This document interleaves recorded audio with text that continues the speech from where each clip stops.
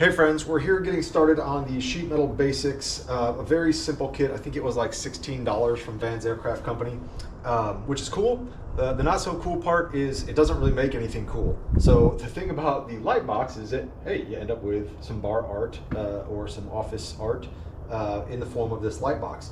This, nothing too spectacular. So it is just going through some basic skills that you're gonna need, but at this point, any practice is good practice. So I'm gonna follow instructions and do the thing here, and we'll get some riveting in, and it looks like some cutting of some metal, and we'll press through it. Okay, everyone, trying something a little new. Well, not so much new, but different here. Doing the voiceover portion to some time-lapse video while I stop and add in some little nuggets of wisdom in my normal video recording here. So we'll give it a shot. I've never done this before. I don't know how it's going to come through with this microphone setup I have, but part of the reason for these videos is for me to learn. So here we go.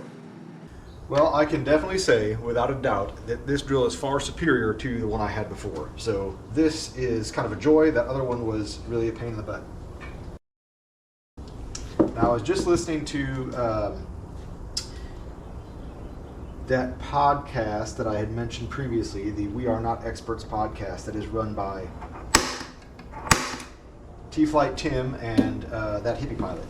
And they were just talking the other day about how to use the rivet fan as kind of a drill guide, drilling the first and last, and then using it to drill instead of marking out all the holes. So we'll give it a shot, but I also kind of just chuckled now at the fact that, and I can't remember if it was Chris or Tim that mentioned, you know, it doesn't matter how careful you are with your fine point Sharpie and putting your center punch in there and then getting your drill all set up, as soon as you hit that trigger, it's going to wander a little bit and your hole is not perfect as you'd like it to be. So we'll do our best. Okay, so here's what I learned about using the rivet fan or the rivet spacing tool as a drill guide. Yes, it can be done. Not quite that simple though.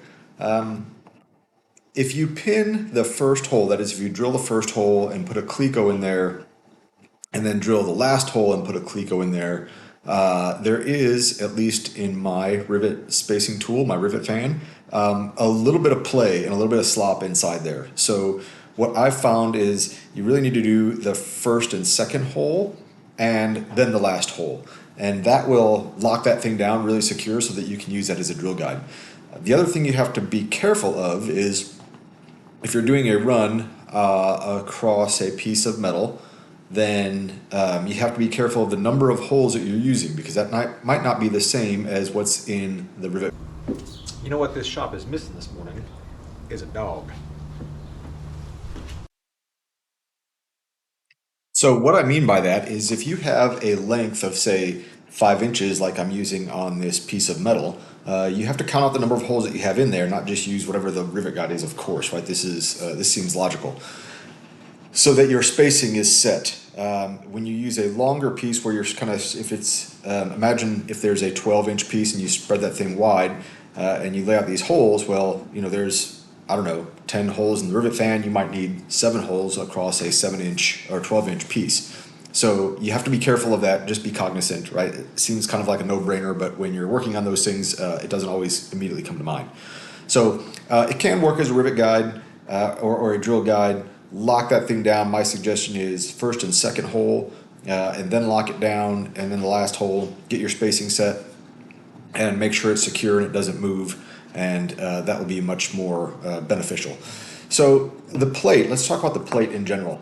As I mentioned, it's a really simple plate, and it doesn't give you anything fancy to look at when you're done. You kind of finish this thing, you're like, oh, great, throw it in the recycle bin. But it does teach you a lot. You have to lay out your rivet rows by hand, so that's a worthy skill to go practice when it comes to laying out edge distance and spacing and measuring all that, making sure that you're square and that you're accurate with your marks. And then it goes through different types of riveting, for instance, the raised heads, the flush heads, the countersinking, the dimpling, and nut plates. So overall, it was a really beneficial kit to practice on. Now, the next step for this calls to match drill it. So place it on the material here, clamp in place, thusly, and then match drill. So before I do that, well, no, I think we're good. Make sure that I got chips. I have the chips out of the way here so we don't have any aluminum sitting in there causing this to be misaligned. And we'll put another clamp on it. Okay, so I used a term here that maybe some of you aren't familiar with, and that's match drilling. Some of these parts come from vans pre-punched with the holes and everything already spaced out and punched in a piece of metal. Match drilling is when you align that with its mating piece and just use the first piece as a drill guide and drill through the first piece with the hole already in it into the second piece, and then you have match drilled parts. And so there's a lot of process in the aircraft building here that you're going to do a lot of match drilling. Line up these pieces, clamp them in place, drill one, stick a cleco in there, drill and drill and drill and drill and so forth. So that's a great way to go transfer holes, if you will, from one part to another. So as we go through this and you're looking at me watching, flipping pages, reading instructions, step-by-step things in here to just get familiar with the order of operations, kind of understand a little bit more about how Vans writes instructions, because as I've mentioned previously, they're not always the most detailed things, and overall just get more practice. And so that's what this did. Much like this video, it's more practice for me to start perfecting skills in riveting, in rivet layout, in squeezing. Although I don't know if I actually squeezed any rivets on this one. I think they were all bucked.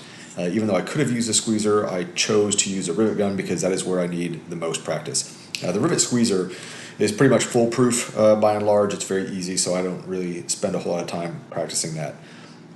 But that was really about it. So thanks for watching, everybody. Jeff and Paper Gary out.